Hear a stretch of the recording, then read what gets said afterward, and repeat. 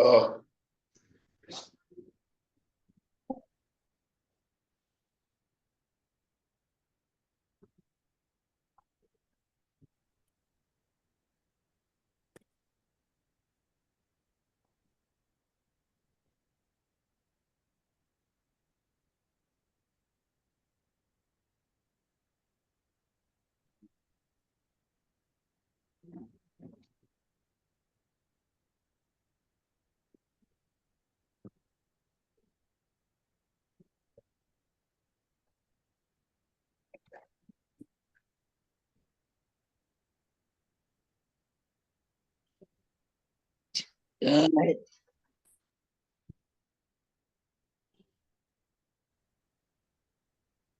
जय जिनेन्द्र सर। 2:30 हो गई है। हम नवकार मंत्र के साथ अपनी क्लास शुरू करते हैं।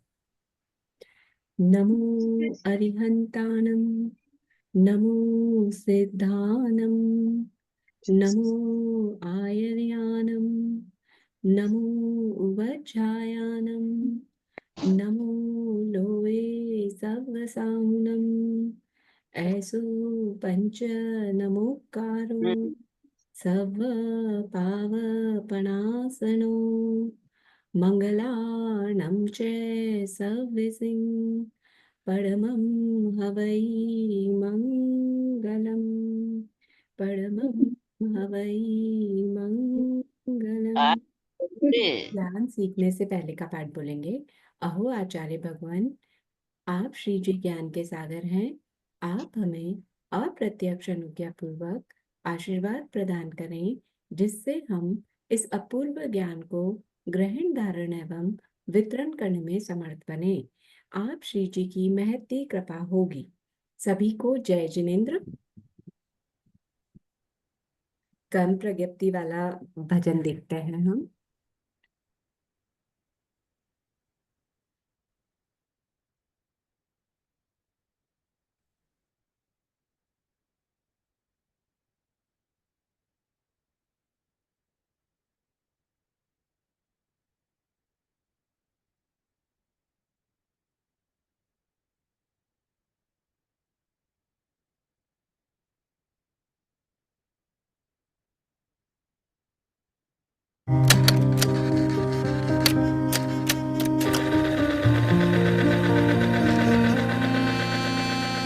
कर्म तत्व की अनुप्रेक्षा से आत्मबोध विकसाए, हम भेद ज्ञान प्रगटाए, हम भेद ज्ञान प्रगटाए। निज आत्म में रमण करें और देह भाव विसराए, हम भेद ज्ञान प्रगटाए, हम भेद ज्ञान प्रगटाए।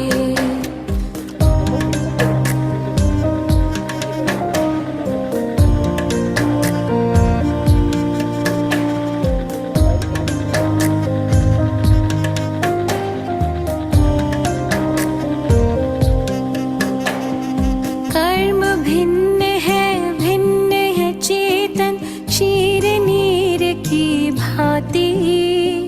तप का ताप लगे तो बिखरे सोने से ज्यों माटी। कर्म भिन्न है चेतन क्षीर नीर की भांति। तप का ताप लगे तो बिखरे सोने से ज्यों माटी। सम्यक ज्ञाता सम्यक दृष्टा वे सुबोध कर पाए, हम भेद ज्ञान प्रगटाए, हम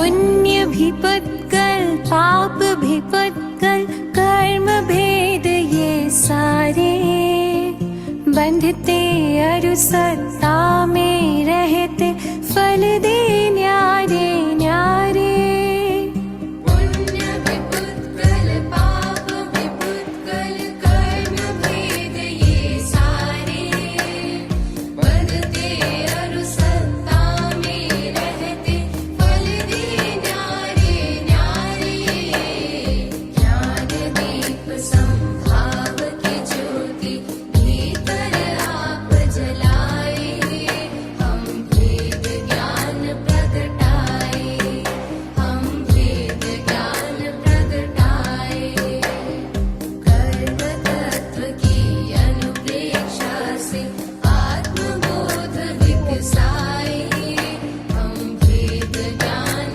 प्रगटाए हम भेद ज्ञान प्रगटाए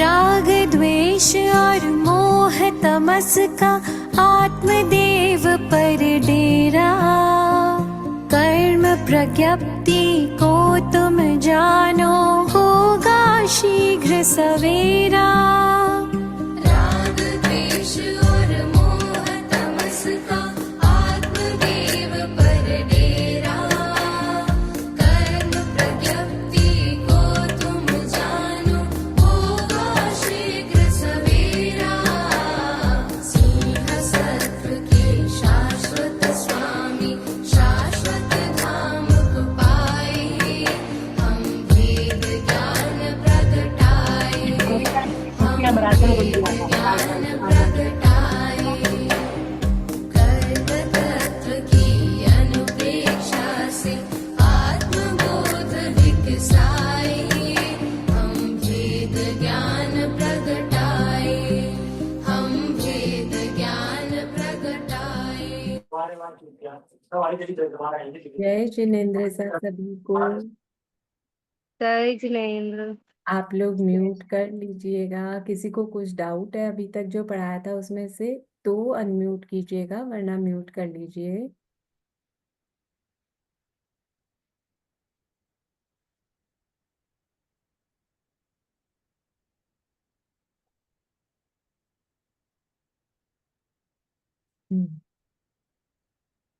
होली से पहले जो हमारी क्लास हुई थी उसमें हम अध्याय 8 कर रहे हैं। वो बंद शतक के अनुसार वर्णन है इस चैप्टर का। इसमें कर्मों का अनुभव यानी जो कर्मों का रस होता है, कर्मों में जो हमें सुख दुख देने की शक्ति है, जो पावर है, उसके बारे में हमने जाना था कि एक्चुअल में कर्म में अपने आप में कोई शक्ति नहीं है। जब तक वो कार्मण वर्गणा के रूप में है उसमें कोई शक्ति नहीं है। आत्मा अपने कषाय और योगों से उसमें शक्ति पावर पैदा करती है।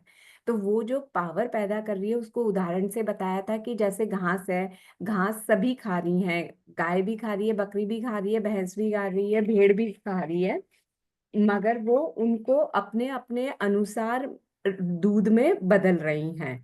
मतलब जैसा जिसका सत्व होगा उसके अनुसार वो उसको ढाल रही हैं। सूखी घास सब खा रही हैं, पर बकरी का दूध पतला हो रहा है, चिकनाई कम हो रही है। गाय का दूध उससे थोड़ा ज्यादा जाड़ा हो रहा है, चिकनाई थोड़ी बढ़ रही है। भैंस का उससे ज्यादा और भेड़ का उससे भी ज्यादा चिकना बताया जा रहा है। तो जैसे ये उदाहरण दिया ये समझाने के लिए कि वैसे ही कार्बन वर्गणा के पुद्गलों में कोई रस नहीं है, लेकिन जीव उसे ग्रहण करके उसमें रस पैदा करता है, उसे अनुभाग कहते हैं। अब इस अनुभाव को हमने वैसे तो असंख्य प्रकार के हमारे में कषाय अध्यवसाय होते हैं, तो उसी के अनुसार जो मैं बंद कर रही हूँ अनुभाव का यानी रस का, वो भी असंख्य प्रकार का होगा। लेकिन असंख्य प्रकार का वर्णन करना, लेखन करना ये पॉसिबल नहीं है हमारे लिए। तो उसे हम मोटे रूप में 4 भागों में बांटकर समझेंगे। एक स्थानक, द्विस्थानक, त्रिस्थानक, चतुस्थानक। यानी इनमें भी अगर मैं एक स्थानक बोल रही हूँ, वो अपने आप में असंख्य प्रकार के अध्यवसायों से बना हुआ रस है। द्विस्थानक बोल रही हूँ, वो भी अपने आप में असंख्य प्रकार का है। त्रिस्थानक में भी असंख्य प्रकार है, और चतुस्थानक भी असंख्य प्रकार का है। सब मिलाकर असंख्य प्रकार के हैं। अब इसको हमने शुभ प्रकृतियों पे पहले समझा। शुभ प्रकृतियों को हमने एक उदाहरण लिया गन्ने के रस का। गन्ने के रस को यदि नॉर्मली पिया जाए तो जितना मिठास हेलो होती है, हेलो। हाँ जी, वो अजय से पूछिए। अजय कौन बोल रहे हैं? यदि मैं उसे अजय अजय से पूछिए उबाल कर कि आधा कर दूं, तो वो गन्ने का रस की मिठास जो है वो नॉर्मल गन्ने का रस जो गन्ने से निकला था उससे डबल हो जाती है। इसी तरह अगर मैंने उसको उबालकर और 1/3 रख दिया, तो उसकी मिठास नॉर्मल गन्ने के रस से तिगुनी हो जाती है। और अगर उसको और उबालकर 1/4 ही रख दिया, मतलब इतना कम ज्यादा उबाल दिया कि इतना कम बचा कि 1/4 ही हिस्सा बचा, तो वो और भी 4 गुना ज्यादा मीठा हो जाएगा नॉर्मल गन्ने के रस से। तो उसी प्रकार शुभ प्रकृतियों के रस के बारे में भी बताया जा रहा है कि शुभ प्रकृतियों में एक स्थानक रस कभी भी नहीं होता। आप कितना मतलब शुभ प्रकृतियां यानी पुण्य प्रकृतियां, पुण्य प्रकृतियों में आप जब भी बंद करोगे तो एक स्थानक रस तो बंधेगा ही नहीं, जब भी बंधेगा द्वि त्रिय चतुस्थानक रस बंधेगा। ऐसा क्यों? ऐसा स्वभाव है। जब भी बात स्वभाव की जाएगी या आगम की जाएगी ना, तो उसके आगे फिर कोई क्वेश्चन उठ ही नहीं सकता।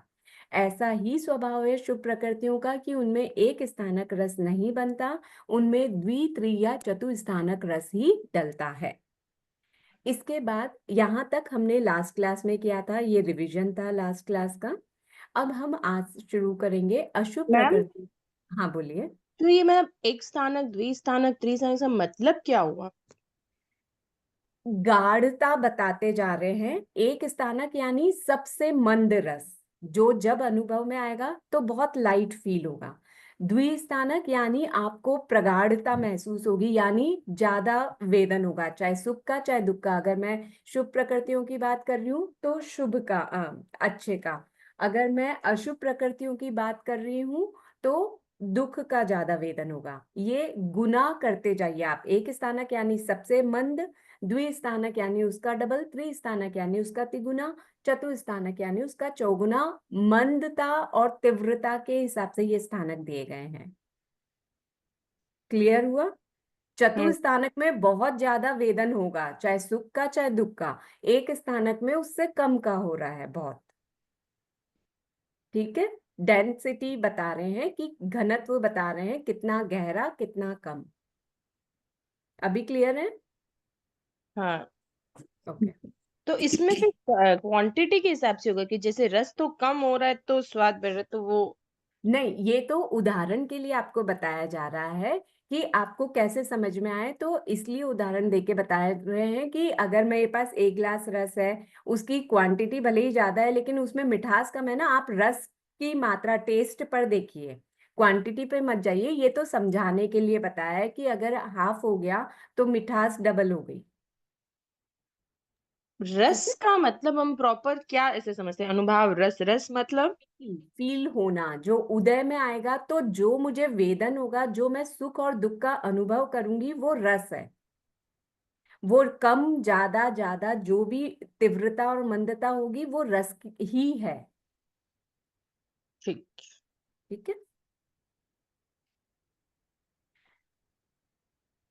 तो अशुभ प्रकृतियों, जैसे हमने शुभ प्रकृतियां यानी पुण्य प्रकृतियों के लिए इसका गन्ने के रस का उदाहरण लिया, वैसे ही अशुभ यानी पाप प्रकृतियों को समझने के लिए हम नीम के रस का उदाहरण ले सकते हैं, क्योंकि नीम का रस कड़वा होता है।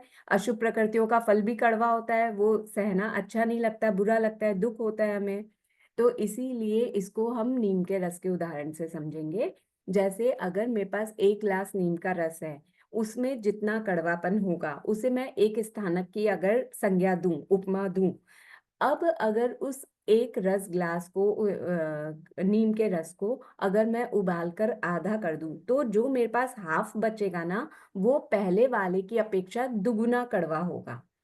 अगर मैंने उसको और उबाल के कम कर दिया, 1/3 जितना कर दिया, तो वो तिगुना कड़वा होगा, और अगर उबालकर मैंने 1/4 कर दिया तो वो चौगुना कड़वा रह जाएगा। यानी कड़वास बढ़ती जा रही है। उस हिसाब से हम एक स्थानक, द्विस्थानक, त्रिस्थानक, चतुस्थानक ये संज्ञाएं दे रहे हैं।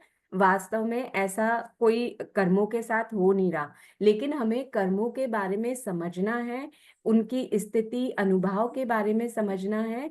इसके लिए हम ये उदाहरण लेके समझ रहे हैं कि अच्छा, कर्मों को 4 बड़े भागों में बांटा जा रहा है। कर्मों के रस को, एक जो कम रस देते हैं, एक उससे ज्यादा रस दे रहे हैं, एक उससे भी ज्यादा, और एक जो सबसे ज्यादा रस दे रहे हैं। ठीक है, यानी उदय में आ रहे हैं तो फील करा रहे हैं, अनुभव करा रहे हैं, वेदन करा रहे हैं, वो चीज। तो जो अशुभ प्रकृतियां होती है उनमें चारों ही प्रकार का रस हो सकता है, एक स्थानक भी, द्विस्थानक भी, त्रिस्थानक भी, चतुस्थानक भी। लेकिन हमने शुभ प्रकृतियों के बारे में क्या अलग बात कही यहाँ से? कि उनमें एक स्थानक नहीं हो। उनमें एक स्थानक रस नहीं मिलता, स्वभाव से ही नहीं मिलता है। अब जो अशुभ प्रकृतियों की बात कर रहे हैं ना, कि उनमें एक स्थानक, द्विस्थानक, त्रिस्थानक, चतुस्थानक रस मिलता है, उनको हम ऐसे समझ सकते हैं। ये तो मैंने सामान्य रूप से वर्णन किया ताकि समझ में आ जाए कि कम, उससे ज्यादा, उससे ज्यादा, उससे ज्यादा की बात की जा रही है।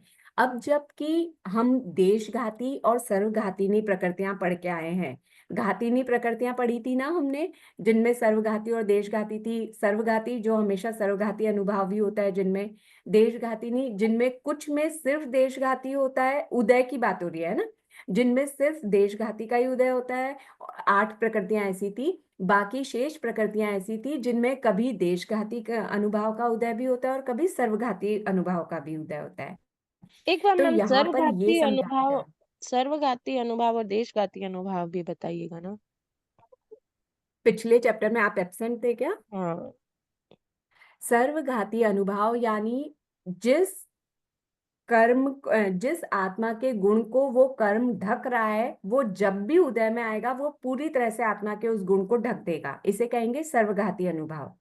देशघाती अनुभव का मतलब, जब वो कर्म उदय में आएगा तो कभी आत्मा को पूरी तरह से भी ढक सकता है अगर उसमें सर्वघाती अनुभव का उदय है तो, और अगर उसका कम कम कम, जितना कम उदय होगा उतना ज्यादा गुण प्रकट रहेगा, और वो कम आवरण कर पाएगा आत्मा के गुण का। जितना ज्यादा बढ़ता जाएगा देशघाती रस, उतना आत्मा का वो गुण ढकता चला जाएगा।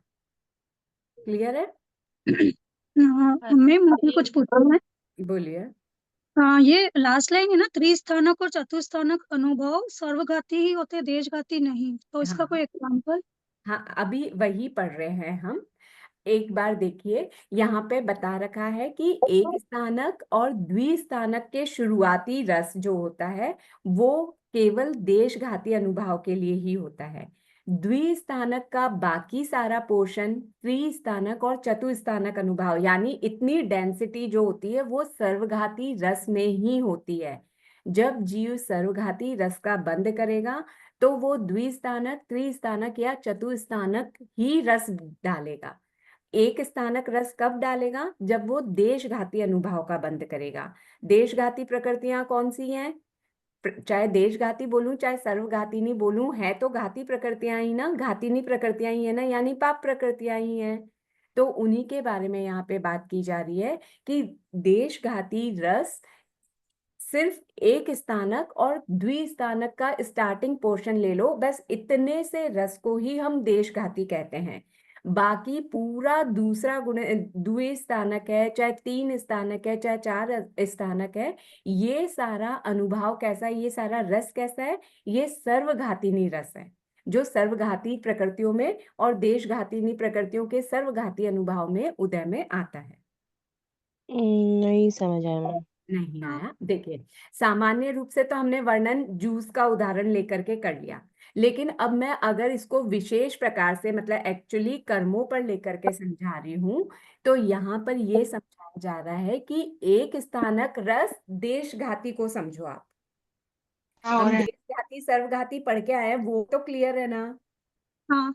तो एक स्थानक रस को देशघाती समझो, यानी जो आत्मा का देश रूप से आत्मा के गुण,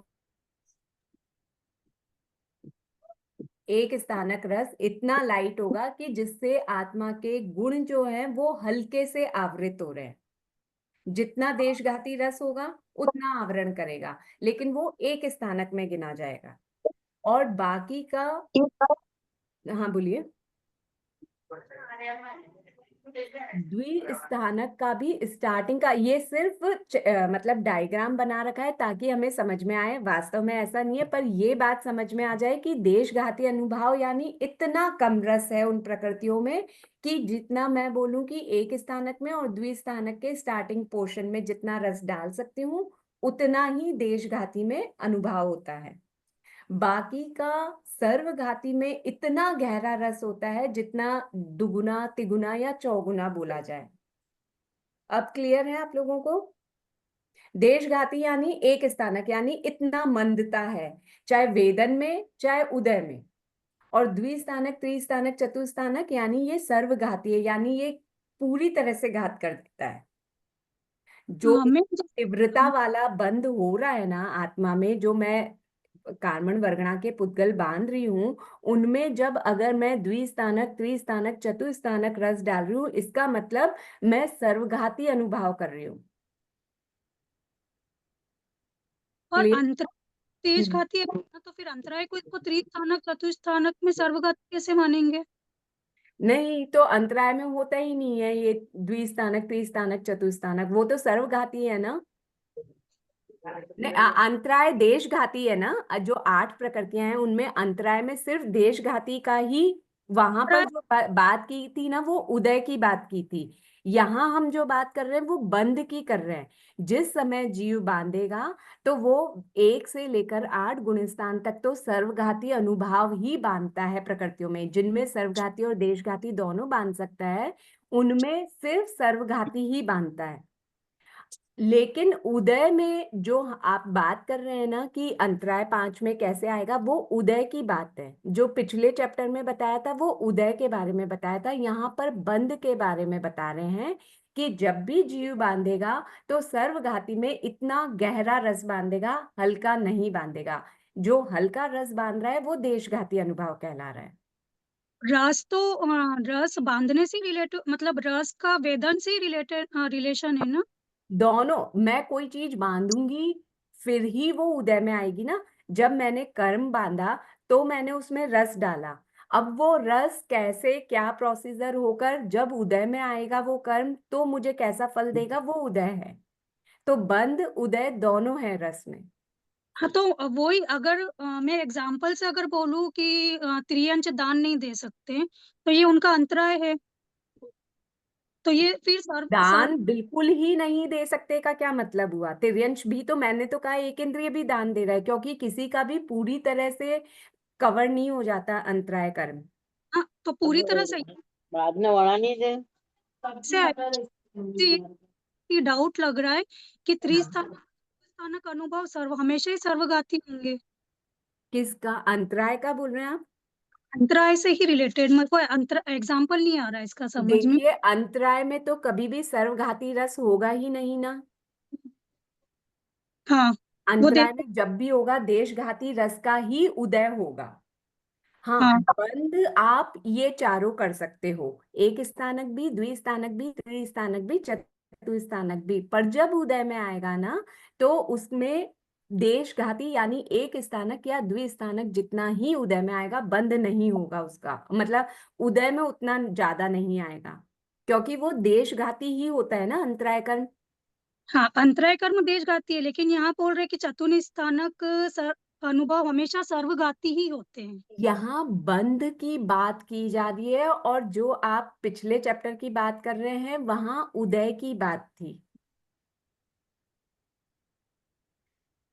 ठीक। बंध और उदय में मत उलझो। आप जो उदाहरण मतलब मुझे बोल मैम, रहे हैं ना कि जैसे तिर्यंच पैसे का दान नहीं दे सकता, वो लयन शयन वगैरह वो सब पुण्य कर सकता है, मतलब वो सब दान दे सकता है, पर वो इसका दान नहीं दे सकता पैसे का। अगर आप पैसे के हिसाब से बोल रहे हो कि वो पैसे का दान नहीं दे सकता, यानी उसके देशघाती अनुभाव का ही उदय है ना। तो यहाँ पे मैं उदय की बात कर रही हूँ, आपको जो दिख रहा है वो उदय है, लेकिन जब उसने कर्म बांधा था तब उसमें इन चारों में से कोई सा भी रस बांध सकता है वो। अच्छा। अब है जैसे ना? कोई ज्ञानांतराय बांध रहा है, किसी को एक बार में समझ आ रहा है, किसी को 100 में नहीं आ रहा, तो भी दोनों एक स्थान कैटेगरी में ही आएंगे फिर। देखो नहीं, आप एक तरफ बंद की बात कर रहे हो और एक तरफ आप बोल रहे हो कोई पढ़ रहा है याद नहीं हो रहा या देर से याद हो रहा है, जो भी है वो उदय की बात है। नहीं, आज मैंने किसी ने बांधा ज्ञानांतराय एकदम थोड़ा सा और किसी ने बहुत ज्यादा अंतराय बांधा, तो दोनों का स्थानक एक ही रहेगा फिर तो। नहीं, क्यों अलग अलग हो सकता है ना। जिसने बहुत कम बांधा उसका एक स्नातक का अनुभव बंद हो सकता है, और जिसने बहुत बिल्कुल ही पढ़ने नहीं दिया, आग लगा दी, बुक्स को कमरे में बंद कर दिया कि नहीं पढ़ने ही नहीं दूंगा, ज्ञान के सारे माध्यम बंद कर दिए, तो उसके चतुस्थानक बंधेगा ना। तो चतुस्थानक कैसे बंधेगा? देश कैसे घाती बंधेगा प्रकृति में तो मतलब? फिर एक स्थानक और अनुभाव तो इतना ही आ रहा है ना। सॉरी, क्या बोल रहे हैं आप? देश घाती प्रकृति में स्थान एक स्थानक और द्विस्थानक तो का कुछ ही आ ज्ञानावर्णीय कहाँ देशघाती है? ज्ञाना अंतराय अच्छा। अब मति ज्ञानावर्णीय की बात कर रहे हैं आप? तो हम्म। उदय तो देश चतुस्थानक। घाती तो है ज्ञानावर्णीय तो। देखिए, ज्ञानावर्णीय की 5 प्रकृतियां है ना। हम्म। 5 प्रकृतियों में से आभिनिबोधिक और श्रुत ज्ञानावर्णीय, इनमें देशघाती रस ही बंधता है, हाँ। लेकिन बंधता नहीं है, उदय में आता है। वहां बंद भी तो हमने यहाँ एक उदय की स्थानक बात की की बात, थी, इसलिए मैं आपको लेकिन ये दोनों शब्द बार बार कह रही हूँ। मति ज्ञानावर्णीय और श्रुत ज्ञानावर्णीय, अचक्षु दर्शनावर्णीय और पांचों अंतराय, ये 8 प्रकृतियों में जब भी उदय आएगा देशघाती रस ही उदय में आएगा। लेकिन वहां उदय की बात है जो फील होता है, जो वेदन होता है, जो हमें दिख सकता है। यहाँ बंद की बात है कि जब आप बांधोगे तो आप इन चारों में से कोई सा भी रस उसमें बांध सकते हो, क्योंकि वो अशुभ प्रकृतियां हैं और अशुभ प्रकृतियों में ये चारों प्रकार का रस बांधा जा सकता है। इनमें अभी आपके पोर्शन में नहीं है, पर और अलग आगे पढ़ने जाएंगे तो पता चलेगा। एक स्थानक रस तो सिर्फ 8वें और 9वें और 10वें गुण स्थान वाले ही बांधते हैं, बाकी सब द्विस्थानक, त्रिस्थानक, चतुस्थानक ही बांधेंगे, यानी सर्वघाती अनुभव ही बंधेगा उनमें। आप देशघातिनी में जो देशघाती प्रकृतियां का अनुभाव होता है ना, वो उदय की अपेक्षा से है। बांधेगा तो वो सर्वघाती ही। बोलिए। हाँ, ये यहाँ तक आ गया क्लीन, लेकिन क्लियर हो गया। लेकिन अगर जब उदय आया तो उदय में चतुस्थानक भी तो उदय होगा ना, यानी किसी हाँ अगर हाँ, वेदना। लेकिन चतुस्थानक भी अगर देशघाती वाले का चतुस्थानक उदय हो रहा है ना, तो वो पूरी प्रकृति को नहीं ढक पाएगा। अच्छा, यही। हाँ, क्लियर? बाकी सबका भी क्लियर हो गया? मैंने एक डाउट पूछना था। हाँ बोलिए। ये पेज नंबर 18 में कुल 26, 18 18 इसी चैप्टर का है। नहीं ma'am, second chapter, third third अध्याय 6। तो एक बार पहले इस चैप्टर से रिलेटेड है तो आप पूछ लीजिए, फिर लास्ट में अध्याय 6 पे चलेंगे। मैम एक बार अच्छा, इसको रिपीट कर दीजिए ना अगर। किसको रिपीट करूं? आपने अभी अभी ज्वाइन किया है। पर उदय क्लियर कर दीजिए। यही चतुर्थ। चार्ट है जो लास्ट में। हमें दिखाई देता है या जो फील होता है ना, वो कर्मों का उदय होता है, ये तो क्लियर है। हाँ, अगर कोई पढ़ रहा है उसे याद नहीं हो रहा, तो ये बंद हुआ कि उदय हुआ? ये उदय हुआ। अगर कोई दान नहीं दे पा रहा, ये बंद हुआ कि उदय हुआ? हुआ। उदय। हम्म। उदय उदय उदय हुआ। हुआ। उदय हुआ ना। तो मतलब आप लोगों को ये तो क्लियर है, उदय मतलब जो फल वो भोग रहा है वो उदय है। और बंद क्या होता है? बंद हमें पता नहीं चलेगा, हम देख नहीं सकते। जब बांधा जाता है तब हो जाता है, जब कर्म बंधता है तब अपने आप हो जाता है। क्योंकि हम यहाँ पर कर्मों की डिटेल जानने के लिए बैठे हैं, तो हमें बंद को भी समझना है। तो बंद को कैसे समझा जाए, तो यहाँ अलग अलग तरीके से उदाहरण देके समझाया जा रहा है। यहाँ समझाने का मतलब ये है कि जब हम बंद करते हैं ना, तो कम वाला भी, कम रस देने वाला भी बांधते हैं, ज्यादा रस वाला भी बांधते हैं, उससे ज्यादा वाला भी बांधते हैं, बहुत ज्यादा वाला भी बांधते हैं। और कुछ ऐसे कर्म बांधते हैं जो पूरी ही तरह से ढक देते हैं, जैसे केवल ज्ञान और केवल दर्शन के लिए पढ़ा था ना हमने, कि जब वो उदय में आते हैं तो बिल्कुल भी केवल ज्ञान नहीं होता, केवल दर्शन नहीं होता। तो इस तरह से जब बंद किया जा रहा है तो उनमें अशुभ प्रकृतियां हैं, तो एक स्थानक, द्विस्थानक, यानी कम गहरा, ज्यादा गहरा और ज्यादा गहरा और ज्यादा गहरा भी बांध सकते हैं। उदय में जब शुभ प्रकृतियां हैं तो उनमें हम एक गुना वाला तो बांधेंगे ही नहीं, उनमें भी थोड़ा ज्यादा, उससे ज्यादा रस वाला बांध सकते हैं। अब बात उदय की आई, जो हमने पिछले चैप्टर में किया था, उसमें था कि देशघातिनी प्रकृतियों में कुछ प्रकृतियां ऐसी जिसमें सिर्फ देशघाती रस का ही उदय होता है। वो मैंने ये कहा था कि वो उदय की अपेक्षा से है। अभी भी मैं यही कह रही हूँ कि जब उसका उदय होता है, यानी कोई भी जीव इसका सर्वघाती रस तो उदय में आएगा ही नहीं। यदि सर्वघाती उदय में आया तो जीव ही अजीव हो जाएगा, जो कि पॉसिबल ही नहीं है। इसलिए बंध और उदय को अलग रखिए। ये बंध, जब हम कर्म बांधते हैं तो उसमें कैसा कैसा रस डालते हैं, उस चीज को 4 भागों में बांट करके बताया गया है। क्लियर है अभी सभी को? इसमें से भी एक स्थानक रस सबसे हल्का गिना जा रहा है, इसलिए हम उसको द्विघाती अनुभाव कह रहे हैं। और साथ ही में द्विस्थानक का स्टार्टिंग का थोड़ा समझ लीजिए पार्ट। मैम ये एक डाउट है। कल्पना से बताया जा रहा है, ऐसा कुछ नहीं होता, सिर्फ हमारा पॉइंट क्लियर हो जाए वो समझाने के लिए बताया जा रहा है। बाकी द्विस्थानक, त्रिस्थानक, चतुस्थानक यदि मैं किसी में अनुभाव डाल रही हूँ तो वो सर्वघाती है। हाँ सीमा जी बोलिए। मैम अगर हम देशघाती अनुभाव डाल रहे हैं अभी अभिनय बौद्धिक ज्ञानावर्ण्य में देशघाती आप बोले कि उसमें चतुस्थानक अनुभाव भी डाल सकते हैं बंद के समय, हाँ तो फिर हम जैसा बांधेंगे वैसा ही तो उदय में आएगा। तो वो जैसा बांधे एज इट इज वैसा ही उदय में आए, जरूरी नहीं है। उद्वर्तना, अपवर्तना और बहुत सारे करण होते हैं ना, संक्रमण वगैरह, वो सब लागू होते हैं उन पर।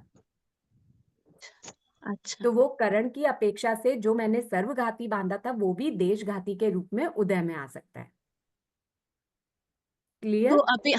अभी मैंने चतुस्थानक मति ज्ञानावर्ण्य या श्रुत ज्ञानावर्ण्य में चतुस्थानक अनुभाव डाला तो भी वो आके एक स्थानक सर्वघाती भी रत्न उदय में आ एक सकता है। अच्छा अच्छा नो एक स्थानक में ही आना चाहिए ना, क्योंकि वो सर्वघाती हो नहीं सकता। अच्छा नहीं तो चतुस्थानक का मतलब ऐसा नहीं है कि उसने सर्वघातिनी वाला है कि पूरी ही तरह से ढक दिया हो। चतुस्थानक, त्रिस्थानक, द्विस्थानक ये बंद की अपेक्षा से बोल रही हूँ। जब वो उदय में आएगा तो वो एक स्थानक की अपेक्षा, जैसे आप समझ रहे हो, उसमें हमने स्थानक शब्द यूज नहीं किए थे ना जब उदय में बात की थी। बंद की हम स्थानक की बात कर रहे हैं। अंतिमा जी अगर नहीं क्वेश्चन पूछे हैं तो प्लीज म्यूट कीजिए। सीमा जी क्लियर हुआ? हाँ हाँ मैम। ठीक है, आपका हैंड रेज हुआ है, डाउन कर दीजिए प्लीज। तो यहाँ पर उपयुक्त चित्र में दर्शाया गया है कि मुख्य विषय ये है कि घातिनी प्रकृतियों के द्विस्थानक अनुभावों में से प्रारंभ के कुछ अनुभाव यानी वो जो रस है वो देशघाती होते हैं, उसके बाद के अनुभाव सर्वघाती होते हैं। चित्र द्वारा व्यक्त हो रहे अन्य तथ्य है कि ये एक स्थानक है, द्विस्थानक है, आदि अनुभावों की संख्या वगैरह सब कुछ काल्पनिक है। सिर्फ हमें विषय स्पष्ट हो जाए, हमें समझ में आ जाए, ये समझाने के लिए बताइए। अंतिमा जी आप कुछ पूछ रहे हैं क्या? मैम मैम एक मिनट अरुणा जी, एक मिनट। अंतिमा जी को मैंने म्यूट किया था। हाँ अब बोलिए अरुणा जी। ये इसमें पेज नंबर 31 में लिखा है कि शुभ प्रकृतियों में अनुभव कितना भी कम क्यों न हो, परंतु उसमें द्विस्थानक अनुभव तो रहता ही है, एक स्थानक अनुभव नहीं होता। तो वो क्यों नहीं कौन सा होता? पेज नंबर बोल रहे हैं? कौन सा आगे के लिए बोल रहे हैं कि यहाँ अभी बैक में गया जिसकी बोल रहे हैं? बैक में 31 पेज पे गन्ने का रस का है ना, हाँ, कैसा शुभ समाधान में। प्रकृतियों में एक स्थानक रस नहीं होता, यही बोल रहे हैं? हाँ, स्वभाव से उनमें एक स्थानक अनुभव नहीं होता। क्यों हाँ नहीं होता? स्वभाव है। अभी अच्छा ऐसे आप मुझे बताइए, मैं आपसे क्वेश्चन पूछती हूँ, पानी शीतल ही क्यों होता है? पानी का स्वभाव शीतलता ही क्यों है? वो स्वभाव है सबका। बस इसीलिए जहां पर स्वभाव शब्द कह दिया तो फिर आगे प्रश्न ही नहीं उठता ना कि उसका नेचर ऐसा क्यों है, उसका नेचर है ऐसा। नहीं, मुझे इसको एक स्थानक बोला गया है ना, इसके लिए इसको भी उसमें नहीं, तुलना की। अपने को समझाने के लिए अगर मेरे को 2 3 4 गुना समझाना है तो मुझे पहले सिंगल 1 गुना तो बताना पड़ेगा ना कि नॉर्मल मेरे पास क्या चीज है, फिर मैं उसका 2 गुना 3 गुना 4 गुना बोल सकती हूँ। इसके अच्छा, लिए बताया गया उदाहरण के लिए कि 1 गिलास गन्ने के रस को अगर मैं लेकर के उसको उबालूं तो वो कितना रह जाएगा, आधा रह जाएगा, पर उसकी मिठास तो डबल हो गई, उसका जो स्वाद था वो डबल हो गया ना। ऐसे उदाहरण देकर के समझाया जा रहा है। हाँ सीमा फिर ये जी। उदय में भी आएंगे तो फिर एक स्थानक भी नहीं आएंगे क्या उदय में? स्वभाव है तो किसका उदय में 1 स्थानक नहीं आएगा? मतलब म्हणजे 4 घाती कर्म है ना, एक हाँ, स्थानक, 2 स्थानक, 3 स्थानक बांधते हम, देश घाती या सर्व घाती, 4 स्थानक बनता है शुभ प्रकृतियों में। हाँ, चारों बनते हैं तो उदय में आएंगे, तो फिर एक स्थानक भी आ सकता है ना उदय में? हाँ, अशुभ प्रकृतियों में तो आ ही सकता है ना। नहीं, शुभ प्रकृति में बोल रही हूँ मैं। शुभ में देखिए है ना, उदय में आप स्थानक को गिनिए ही मत। उदय हमने देशघाती सर्वघाती के अनुसार समझा है, बंद में आप स्थानक को समझिए कि हम कम बांध रहे हैं, ज्यादा बांध रहे हैं, ज्यादा बांध रहे हैं और ज्यादा बांध रहे हैं। आप ऐसे लेकर उलझ जाएंगे कि मैं इसको 1 स्थानक से उदय को रिलेट करूं फिर देशघाती से मिलाऊं, फिर नहीं बैठेगा, फिर आप उलझ जाओगे। उदय में कोई स्थानक नहीं बताया गया कि रस 1 गुना है 2 गुना है, उसमें सिर्फ सर्वघातिनी देशघातिनी के हिसाब से बताया गया, देशघातिनी में फिर सर्वघाती अनुभाव और देशघाती अनुभाव बताया गया। और यहाँ पर हम बंद की बात कर रहे हैं कि जब हम कर्म बांध रहे हैं तो उसमें कितना रस डाल सकते हैं, शुभ में कितना, अशुभ में कितना। अच्छा, उदय में वो नहीं आएंगे, उदय में नहीं, सिर्फ देश घाती और सर्व उदय में घाती। आप स्थानक को मत डालिए। अच्छा, ठीक है, वही मैं बोलूँ क्या है। ठीक है। ठीक है। अब शुभ प्रकृति ये हो चुका था हमारा, हमने ये भी पढ़ मैम लिया। एक डाउट है। हाँ बोलिए। मैम अभी इधर शुभ और अशुभ की बात हो रही है ना, तो वो पुण्य और पाप को ही तो समझना चाहिए, शुभ और अशुभ। हाँ, अच्छा मैम। ओके। मैम एक ये सर्वघाती और देशघाती अनुभव थोड़ा सा और क्लियर कीजिए ना। आपने पिछली क्लास भी अटेंड नहीं की और वो भी नहीं देखा ना रिकॉर्डिंग। अब मैं अगर मैंने अभी फिर भी आपके शॉर्ट में बताया, अगर मैं वापस पूरा वो चैप्टर रिवीजन करने जाऊंगी तो बाकी सबका समय व्यर्थ जाएगा ना। आप पहले रिकॉर्डिंग देख लीजिएगा, पढ़ लीजिएगा, नहीं समझ में आए तो मुझसे वापस पूछ लीजिएगा नेक्स्ट क्लास में। ठीक है। अभी फिर भी मैंने शॉर्ट में आपको बताया, सर्वघातिनी यानी जो जब भी उदय में आएगी तो आत्मा के जिस गुण को वो ढक रही है पूरी तरह से ढक देगी। देशघातिनी यानी वो पूरी तरह से भी ढक सकती है और कम भी ढक सकती है, उसको हम देशघातिनी प्रकृतियां कहते हैं। क्लियर? ठीक है। मधु जी भंसाली, आधा टाइम तो मैं यही कहूँ कि प्लीज म्यूट कर लीजिए अगर क्वेश्चन नहीं पूछ रहे हैं तो। अब है अनुभाव बंध का स्वरूप। अभी हमने अनुभाव समझा, शब्दों में फर्क देखिए। अभी तक जो हम बात कर रहे थे 1 स्थानक 2 स्थानक 3 स्थानक, वो अनुभाव यानी रस समझाया जा रहा था कि रस कैसा कैसा होता है। अब बंध की बात कर रहे हैं कि अनुभाव बंध का स्वरूप कैसा होता है। यानी जब मैं कार्बन वर्गना के पुद्गलों को ग्रहण करूंगी उस समय मैं उसके प्रकृति बांधूंगी, स्थिति बांधूंगी, अनुभाव भी बांधूंगी ना। तो वो जो समय पे मैं जिस प्रकृति की बात कर रही हूँ उसमें कौन सा रस बांध रही हूँ वो अनुभाव बंध कहलाता है। अभी इसकी डेफिनेशन पढ़ते हैं, वापस से ये चीज समझाती हूँ। अनुभाव बंध जीव ग्रह्यमान, ग्रह्यमान यानी जब मैं ग्रहण कर रही हूँ उन कार्बन वर्गना के पुद्गलों को, उस समय की बात हो रही है। जीव ग्रह्यमान यानी ग्रहण किए जा रहे कार्बन वर्गना के पुद्गलों में फल देने की जो विभिन्न प्रकार की न्यूनाधिक शक्ति उत्पन्न करता है उसे अनुभाव बंध कहते हैं। यानी उनमें फल देने की शक्ति जो उत्पन्न की जा रही है वो बंध है, अनुभाव बंध। वो फल देगा वो अनुभाव है, और मैं जो उसमें ये शक्ति डाल रही हूँ, जिस समय शक्ति डाल रही हूँ वो अनुभाव बंध है, उसे अनुभाव बंध कहते हैं। इसे अनुभाग बंध अथवा रस बंध भी कहते हैं। यानी जो कार्बन वर्गना के पुद्गल मैं आत्मा के साथ बांध रही हूँ उनमें रस देने की जो मैं क्षमता डाल रही हूँ वो अनुभाव बंध, अनुभाग बंध या रस बंध कहलाता है। शुभ और अशुभ प्रकृतियों में अनुभाव बंध। शुभ प्रकृतियों में अनुभाव बंध, शुभ प्रकृतियों में द्विस्थानक, त्रिस्थानक, चतुस्थानक अनुभाव बंध ही संभव है, क्योंकि स्वभाव से ही उनमें एक स्थानक अनुभाव नहीं पाया जाता। अभी पहले बताया था ना, एक अनुभाव रस होता ही नहीं है एक शुभ प्रकृतियों में, वही चीज बता रहे हैं कि उसका बंध नहीं होता। अशुभ प्रकृतियों में अनुभाव बंध, सभी अशुभ प्रकृतियों में द्विस्थानक, त्रिस्थानक, चतुस्थानक अनुभाव बंध संभव है, बंध संभव है। किंतु आगे जो 17 प्रकृतियां बताई जा रही है, इन 17 प्रकृतियों में एक स्थानक रस का बंध भी संभव है। यानी जब जीव के भाव और निर्मल होंगे तो वो उनमें इन अशुभ प्रकृतियां होते हुए भी इनमें एक स्थानक अनुभाव का बंध कर सकता है, यानी देशघाती बंध कर सकता है। कौन कौन सी वो 17 प्रकृतियां हैं?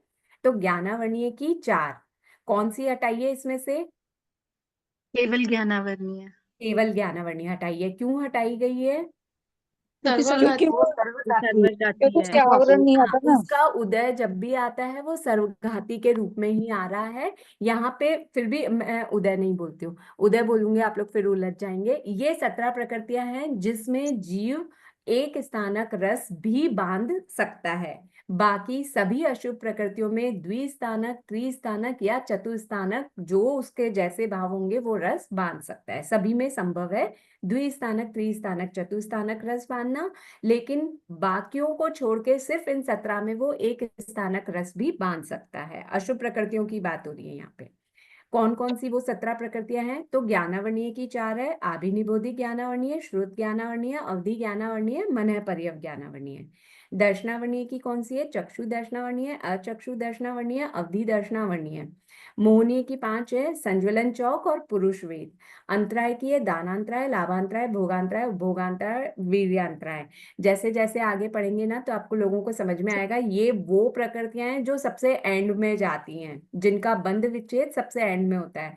जब भाव बहुत शुद्ध हो जाते हैं 9वें 10वें गुण स्थान में, उस समय इनका बंध विच्छेद हो रहा होता है। तो उस समय जीव के भाव इतने शुद्ध होते हैं कि वो उनमें एक स्थानक रस ही डालता है, यानी इतना कम, उसको कषाय इतने कम होते हैं उस समय कि वो बहुत कम रस डाल पाता है इन प्रकृतियों में। तो ये 17 प्रकृतियां, इसलिए यही 17 प्रकृतियां बताइए, इनका बंध विच्छेद 9वें 10वें गुण स्थान में होता है। उस समय जीव के भाव बहुत शुद्ध हो जाते हैं।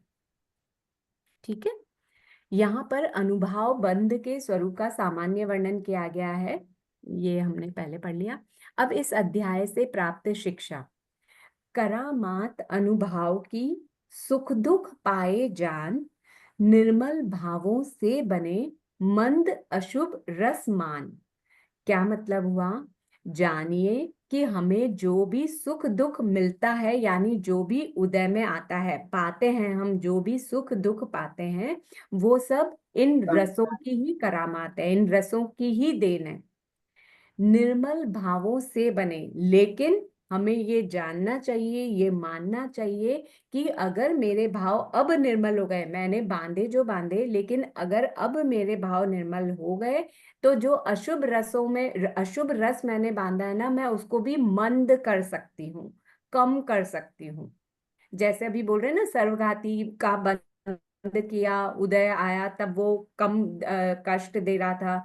तो स्थानक में बात नहीं करके भले ही हमने ये बोला कि वो पूरी तरह से नहीं ढक रहा है आत्मा के गुण को, तो यानी कि देशघाती है। यहाँ यही समझा रहे हैं कि आप समझिए कि सुख और दुख आपको जो भी मिल रहा है वो इस रस बंध के कारण ही है।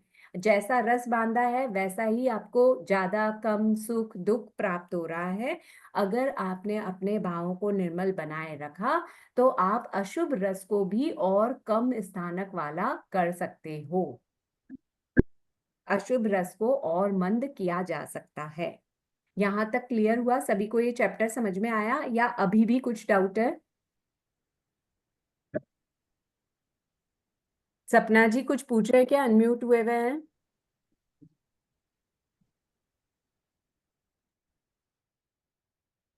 तमेव सत्यम निसंकम जम जिनेहिम पवेयम, जो जिनेश्वर भगवानों ने कहा है वो सत्य है, निशंक है, निशंक है। हाँ सीमा जी बोलिए। मैम एक स्थानक अनुभाव बंध आके एक पुण्य मतलब 90-10 गुणस्थान में ही बांधा जाता है, तो जब हमारा भाव निर्मल होते हैं तभी हम उतने अनुभाव का बंध कर हाँ, सकते इतना कम रस डालेंगे तब अशुभ प्रकृतियों में। हैं। अच्छा मैम।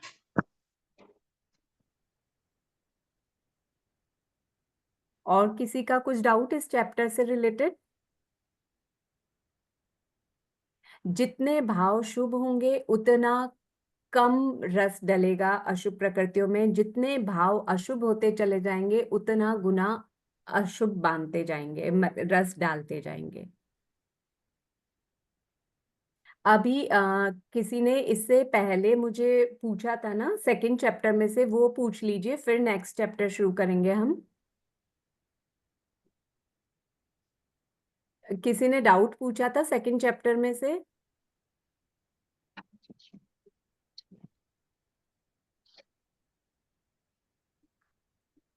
आप लोगों में से कोई हैं जिनको अभी तक के पोर्शन में से कुछ डाउट है तो पूछ लीजिए, पहले वो क्लियर करते हैं फिर हम आगे बढ़ें।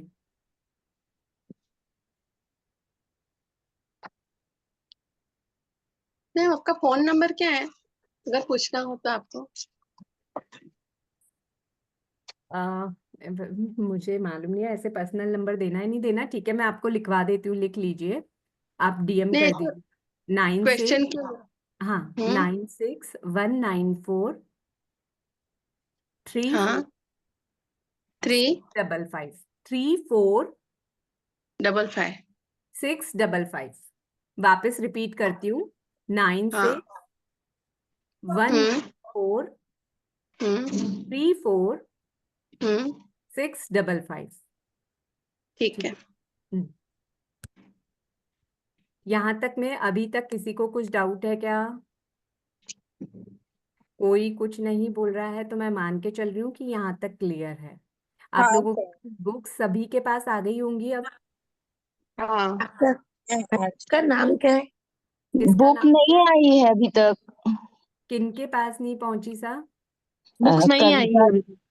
जिनके पास भी बुक नहीं आई है, लास्ट टाइम नंबर बताया गया था, और जो अपना CJSC वाला ग्रुप है उसमें मैनेजमेंट का नंबर है, जो आपको लिंक भेजते हैं ना, आप डायरेक्टली उनको मैसेज कर सकते हैं या उनसे फोन पर बात कर सकते हैं ऑफिस आवर्स में। वो आपको बता देंगे आपने जिस नंबर एड्रेस पे बोला है उस पर कब पोस्ट की गई है और कब तक मिलने की संभावना है। जी थैंक यू। वेलकम। और किसी को कुछ पूछना आपका है? क्या नाम है? सॉरी, आपका नाम क्या है? आपका जो नाम है आरती। अच्छा ठीक है ना? अब मैम अभी मैम 15-16 अब तक जो हुआ है उसका रिवीजन मतलब अभी तक हमने कोई टेस्ट भी नहीं लिखा है, और पढ़ना चाहिए, और कुछ क्वेश्चनिंग ऐसा कुछ आप कंडक्ट कर सकते हैं क्या मैम, क्योंकि बिल्कुल बहुत सारे बिल्कुल। क्वेश्चंस। हाँ हाँ, आप चाह रहे हैं ना कि कुछ क्वेश्चन बना के डाले जाएं ताकि आपको पता चले आपको समझ में आ रहा है नहीं आ रहा है, यही कहना चाह रहे हैं? हाँ मैम हाँ, पोल बिल्कुल। क्वेश्चंस भी, और आप जैसे आप पढ़ा रहे हैं तो क्लास में आप भी ऐसे हाँ कुछ क्वेश्चंस पूछ सकते हैं, ताकि जिससे हमको समझ में आया नहीं आया वैसा। ठीक है, तो आज का बाकी का टाइम हम यही करते हैं, 9th चैप्टर हम नेक्स्ट टाइम स्टार्ट करेंगे। बाकी सब भी एग्री हैं सीमा जी की इस बात से? जी हाँ ठीक है सर। हाँ यस जैसे स्टार्टिंग में पोल चल रहा था ना पहले क्लास में, वैसे अच्छा लग हाँ रहा था, नॉलेज बढ़ रहा था उसमें। लेकिन हाँ अब की बार कॉल नहीं चलेंगे क्या? ये पोल नहीं आएंगे क्या? क्वेश्चन पोल के आएंगे क्वेश्चन? आएंगे आएंगे, थोड़ी तैयारी, जैसे बुक्स आप लोगों के पास अब तक पहुंच रही है तो मैनेजमेंट टीम ने जिन पोल जो क्वेश्चंस डालते हैं करते हैं उनको भी भेजा होगा, वो भी तैयारी करेंगे, तब फिर ये सब बन के सामने आएगा ना। और होगी एग्जाम भी वैसे यही ही है ना? होगी, पैटर्न वही रहेगा। अभी तो बुक अभी तक आया ही नहीं है। इसीलिए फिर आधे लोग ये कहेंगे मेरे पास तो बुक ही नहीं आई, मैं कैसे भरूं, मेरे को कैसे पता चलेगा, तो इसलिए धीरज रखिए, सब कुछ होगा। एग्जाम तो मैम हाँ बोलिए। एग्जाम है ना? आप हमें ये बताएंगे कि घातीय आत्मिक गुण किसे कहते हैं? आत्मिक गुण घाती आत्मिक गुण किसे कहते हैं, मतलब मूल गुण किसे कहते हैं? जी मूल गुण ज्ञान दर्शन चारित्र जो आत्मा के मूल गुण हैं, जो हमेशा आत्मा में रहेंगे ही, उन्हें मूल गुण कहते हैं। उनका जो पूरी तरह से घात करते हैं उन्हें घाती कर्म कहते हैं। जी धन्यवाद। अब मैं पूछूं? अभी अच्छा, आपने पहले आप बोला ही में से पूछिए, पहले और किसका डाउट है बताइए। अभी आपने बोला कि आत्मा में ज्ञान दर्शन चारित्र हमेशा रहता है, तो हम एक भव से दूसरे भव में जाते हैं तब ज्ञान दर्शन जाता है लेकिन चारित्र तो नहीं जाता। हाँ, लेकिन चारित्र जाता नहीं है, ये भविक मतलब पर भविक तदुभय भविक नहीं है, पर वो आत्मा का गुण है ना। अच्छा। आत्मा को एक गुण को जो ढके, हम वहां जाएंगे, हम वहां का जो भी अपनाएंगे, जैसा भी व्यवहार होगा हमारा, हमारे ज्ञान के अनुसार जो व्यवहार होगा, जरूरी नहीं कि मैं तप करूं ही करूं, इसलिए मैंने तप शब्द नहीं बोला, मैंने चारित्र तक ही बोला। चारित्र यानी जो मुझे समझ है उसके अनुसार व्यवहार करना चारित्र होता है। यदि मेरा ज्ञान सम्यक है तो मैं उसके अनुसार जो आचरण करूंगी वो सम्यक चारित्र कहलाएगा। अच्छा। ठीक है? गुण यानी व्यवहार में डालना, तो व्यवहार तो हमेशा रहेगा जीव का, चाहे वो कहीं पे भी कैसा भी रहे, जैसी उसकी समझ होगी उसका वैसा व्यवहार होगा। ठीक। इसीलिए मोहनीय कर्म क्या करता है, जब मोहनीय कर्म हटता है तो कौन सा गुण उदय में आता है? आप लोग प्रतिक्रमण बोलते होंगे, सिद्धों के 8 गुण आप लोगों को मालूम होंगे। आप लोग मुझे हाँ बताइए, आप लोगों ने बोला था क्वेश्चन पूछना, मैं पूछ रही हूँ, मुझे बताइए मोहनीय कर्म अच्छा का यदि चारित्र, तय करता है जीव तो अच्छा कौन सा गुण चारित्र, उदय में आता है? शायिक सम्यक चारित्र, सम्यक सम्यक सम्यक चारित्र शायिक चारित्र। समझो, शायिक सम्यक आता। शायिक चारित्र बोल लो, तो ये चारित्र शब्द आया ना, या सम्यक चारित्र या शायिक चारित्र या जो भी आप लोग बोल रहे हो कि संकित का उदय होता है, जो भी बोल रहे हो, मैं यही कहना चाह रही हूँ कि चारित्र आत्मा का व्यवहार है, जो जैसा उसका ज्ञान है उसको अपने आचरण में ढालना व्यवहार है। तो इसीलिए जब मोहनीय कर्म का हट जाता है, मोहनीय कर्म पूरी तरह से, तो चारित्र का उदय होता है। कौन से चारित्र का उदय होता है? तो यथा क्या चारित्र, अगर उपशम हो गया तो यथा क्या चारित्र का हो रहा है। तो इसीलिए 11वें से लेके 14वें गुण स्थान तक हम बोलते हैं कि यथा क्या चारित्र है, और जब सिद्ध अवस्था को प्राप्त हो जाते हैं तो शायिक चारित्र। ठीक है, अब मेरी टर्न है आप लोगों से क्वेश्चन पूछने की, 10 मिनट तक। हाँ, सबसे पहले मुझे बताइए विपाक किसे कहते हैं? हैंड रेस करेंगे या मैं जिसका नाम मुझे स्क्रीन पे दिख रहा है? नहीं, आप लोग ही हैंड रेस कीजिए या एक साथ जवाब दे दीजिए। चलिए, बाकी लोग सुनिएगा ध्यान से। विपाक का मतलब होता है विविध फल प्रकार का के फल, फल, कर्म का विभिन्न प्रकार का फल, कर्मों का फल मिलना। विविध विभिन्न प्रकार फल, फल, हाँ, फल और सिनोनियम्स, और क्या क्या बोल सकती हूँ मैं? उदय आना, कर्म का उदय। देव खाना, बहुत बढ़िया। वेदन। नतीजा, परिणाम, फल, उदय, ये सब बोल सकते हैं ना? हाँ। हाँ हाँ, ठीक है। अब मुझे ये बताइए, अगर विपाक को मैं 4 भागों में बांटूं तो कौन से 4 नाम से बोल सकती हूँ? पुद्गल विपाक, क्षेत्र जीव। भ विपाकनी, पुद्गल जीव विपाकनी, विपाकनी, भव विपाकनी, क्षेत्र विपाकनी, जीव बहुत विपाकनी। बढ़िया। इनकी संख्याएं भी याद कर लिए क्या? पुद्गल विपाकिनी कितनी है? 36।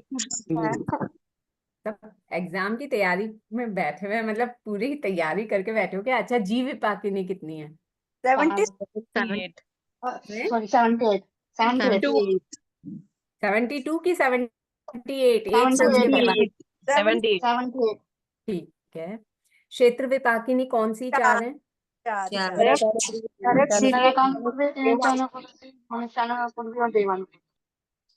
यानी आनुपूर्विया चारों, बराबर। अब मुझे ये बताइए, भव विपाकिनी में कौन सी वाली आ रही है? नरक आयु, आयु आएंगी, चार तो नरक गति, तिर्यंज गति, मनुष्य गति, देव गति, इनको हमने भव विपाकिनी में क्यों नहीं लिया? ये नाम कभी के करते हैं। नहीं है वो तो, जहाँ पे जीव बंद करता है उनका तो शय भी बीच में खत्म भी हो जाती है, लेकिन आयु तो जो बांधी है वो भोगनी ही पड़ेगी। वेरी गुड, ये पूरा रीजन सही बता रहे हैं। क्यों? आयु कर्म एक ऐसा है, जो भव विपाकिनी प्रकृतियां होती है उनकी विशेषता क्या है? एक तो जिस भव के दलिक है उसी में आप पूरा भोगोगे, वरना आप अगली भव में नहीं जा सकते हो, ये कंडीशन पूरी होनी चाहिए। दूसरी कंडीशन, उसका जो भी प्रकृति है उसका आप दूसरे में संक्रमण नहीं कर सकते हो, आपको उसी रूप में उसका विपाकोदय होना चाहिए। तो ये दोनों कंडीशन सिर्फ आयु कर्म पर लागू हो रही है, इसीलिए आयु कर्म को हमने भव विपाकिनी में रखा है। जाति वाले जो ये हैं नाम कर्म की जो गति 4 गति वाले हैं उनको नहीं मानते भव विपाकनी। क्लियर है ना सभी को? ओके। अच्छा, अब एक एक जना जवाब दीजिएगा। पराघात अष्टक में लाइन से नाम बताइए मुझे, कौन कौन से हैं? हैंड रेज करिए, मैं बोलती हूँ। पराघात, सीमा जी। पराघात, उच्छ्वास, आतप, उद्योत, तीर्थंकर, अगुरु लघु, निर्माण और उपघात। इसमें लाइन से क्रम से बोलना है ना, तो पहले अगुरु लघु, तीर्थंकर, निर्माण, उपघात। ओके बोलिए आपने, वही 8 हैं पर क्रम से बोलेंगे ना, बहुत अच्छा रहेगा। Okay ma'am. ठीक है। सुभग त्रिक। सुमन जी, मतलब मेरे को यहाँ स्क्रीन पे जिसका हैंड रेज दिख रहा है ना, मैं उसी का नाम ले पाऊंगी। सुमन जी और रेणु जी दोनों ने और सीमा जी ने हैंड रेज किया है। सुमन जी आप बताइए, सुभग त्रिक। सुभग, सुस्वर और आधे। बंद की अपेक्षा से हम सुभग, सुस्वर, आधे को बोल सकते हैं। सूक्ष्म त्रिक। सूक्ष्म, सूक्ष्म, पर्याप्त और साधारण। पर्याप्त, असाधारण। साधारण, साधारण। 1 मिनट। हेलो। हाँ, सूक्ष्म त्रिक हो गया हमारा। सूक्ष्म, अपर्याप्त, साधारण। स्थावर चतुष्क।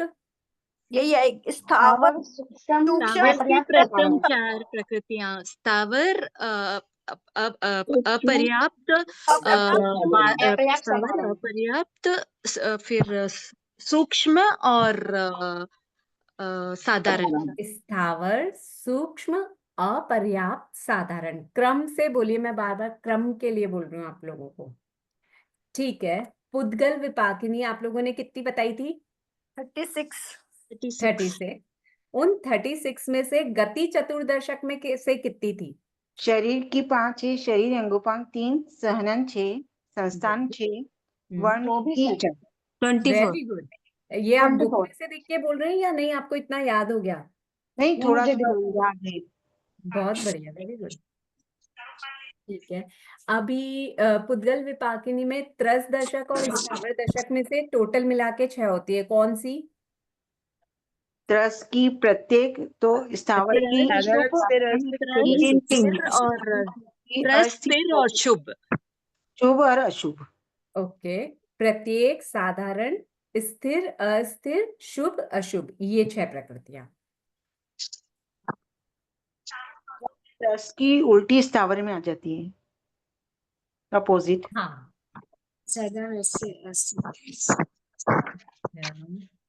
अब मुझे ये बताइए, आतप नाम कर्म कौन से शरीर में अपना प्रभाव दिखाता है? औदारिक, औदारिक में। और बस। Very good. मैं वही जानना चाह रही थी, आप और नाम तो नहीं बोल देंगे, मैं और बोलूंगी तो। सिर्फ औदारिक में ही दिखाता है। और उद्योत?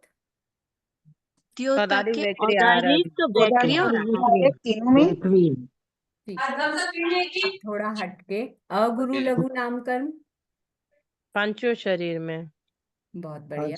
निर्माण नाम कर्म? पांचों शरीर में। पांचों में। अच्छा, उपघात नाम कर्म?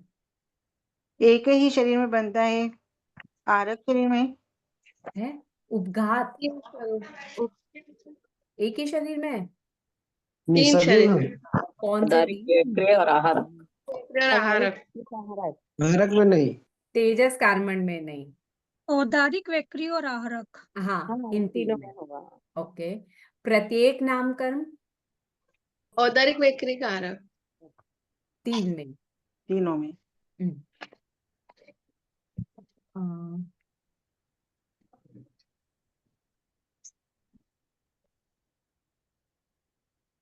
अच्छा, भव विपाकिनी को नहीं, भव विपाकिनी तो हमने कर लिया। जीव विपाकिनी भी पूछ लिया मैंने।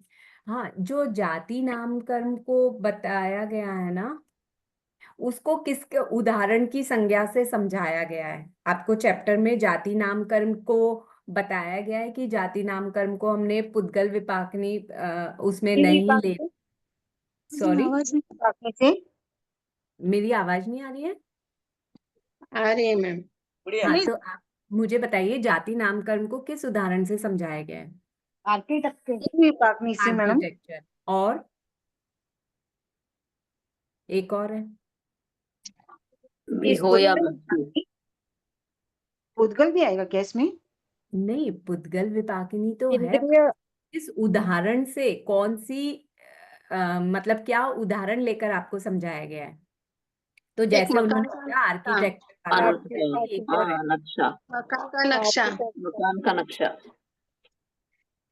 आर्किटेक्चर में वो नक्शे वाला आ गया। मैं ये पूछूं, ऐसा एक और उदाहरण देकर के आपको ये चीज समझाई गई है? खेल का मैदान, डाइनिंग टेबल। नो, नहीं, वो तो उसका है। वो भी अभी पूछूंगी कि वो किसका था।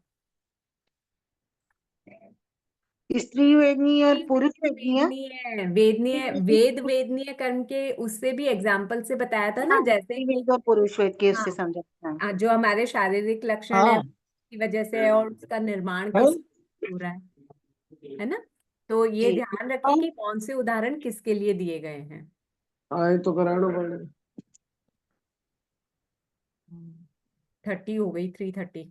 चलिए, इस तरह से क्वेश्चन पूछते रहेंगे अगर आप लोगों को ऐसे पसंद है तो, ताकि आप लोगों का भी रिवीजन होता जाएगा। अभी तो समय हो गया है। आप लोग पढ़ के रखिएगा, हमने जहां तक पढ़ा है। रेणु जी का हैंड रेज है, कुछ पूछना है क्या रेणु जी? ठीक है, हमने 8वें चैप्टर तक अभी कंप्लीट कर लिया है, अनुभाव बंध तक। तो आप लोग यहाँ तक पढ़ लीजिएगा, फिर जब कभी अपना पोर्शन हो जाएगा उस दिन का तो अपन क्वेश्चन ऐसे पूछ लेंगे। और जो पोल वाले क्वेश्चन जो ग्रुप में आते थे मैं और रिमाइंड करवा दूंगी, बाकी वैसे ही स्टडी कराने का भाव है। ठीक है, ध्यान से। धन्यवाद, आपकी बहुत बहुत अनुमोदना। हाँ मैम, आपको बहुत बहुत थैंक यू धन्यवाद। मैम, बहुत बहुत अनुमोदना। ज्ञान सीखने के बाद का पाठ बोलते हैं अपन। अहो आचार्य भगवान थैंक यू हाँ, मैम। हमारे जीवन में विनय की अभिवृद्धि करे, सरलता का विकास करे, अनासक्त बने, पांचों इंद्रियों पर विजय प्राप्त करके विपरागता का वरण करें, तथा विजय प्राप्त करके परम वितरता का वर्णन करें। किसी का दिल दुखाया हो तो मैं इच्छामि दुक्रम, और आगम विपरीत कुछ प्ररूपणा करने में आई हो तो मैं इच्छामि दुक्रम। जय जिनेन्द्र सभी को। जय जिनेन्द्र, बहुत बहुत धन्यवाद। जय जिनेन्द्र, बहुत बहुत धन्यवाद। जय जिनेन्द्र।